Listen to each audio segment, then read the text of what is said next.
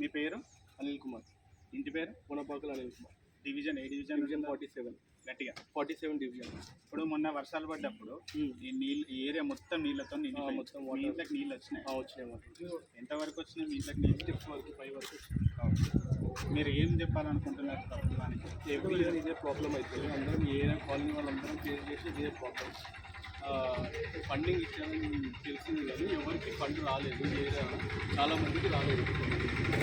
వాళ్ళకి ఫండింగ్ కానీ హెల్ప్ కానీ చేస్తే కానీ ఎవ్రీ ఇయర్ ఇదే సఫర్ అవుతుంది. దీనివల్ల చాలా రైనీ సీజన్ వస్తే చాలా ప్రాబ్లం అవుతుంది.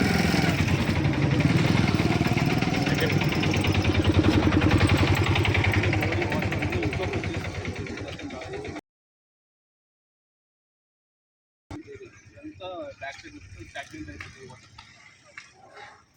ఈ వీడియో ద్వారా ప్రభుత్వానికి మీరు ఏం చెప్పాలి? పట్టించుకోవాలి.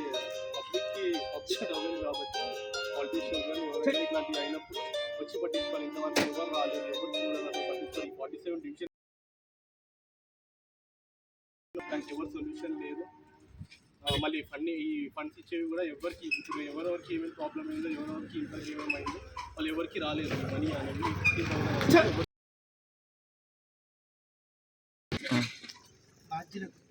ఇప్పుడు బాధితులకు ఎవరైతే ఉన్నారో వాళ్ళని సర్వే చేసి మరి వాళ్ళకి 15,000 రూపాయలు చెందేటట్టు చేసినామని అసలు అంటున్నారు. కరెక్ట్ బాధితులకు డబ్బులు అందినాయి? రాలేదు. కరెక్ట్ బాధితులు అంటే ఇదే ఏరియా. ఇంకా మరి డబ్బులు అసలు అది ఉందని కూడా తెలియదు. ఆ స్కీమ్ ఉందని కూడా తెలియదు. అందరికి ఇచ్చినాము, అందరు బాధితులకు ఇచ్చినాము, 69 మందికి ఇచ్చినాము అనేసి అని చెప్పి చెప్పుకుంటున్నారు కదా.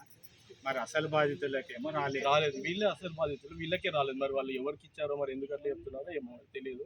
ఇక్కడైతే మెయిన్ ప్రాబ్లం ఈ ఇష్యూస్ మెయిన్ ఇల్లు ఇవే, వీళ్ళకే రాలేదు. అసలు తెలియదు.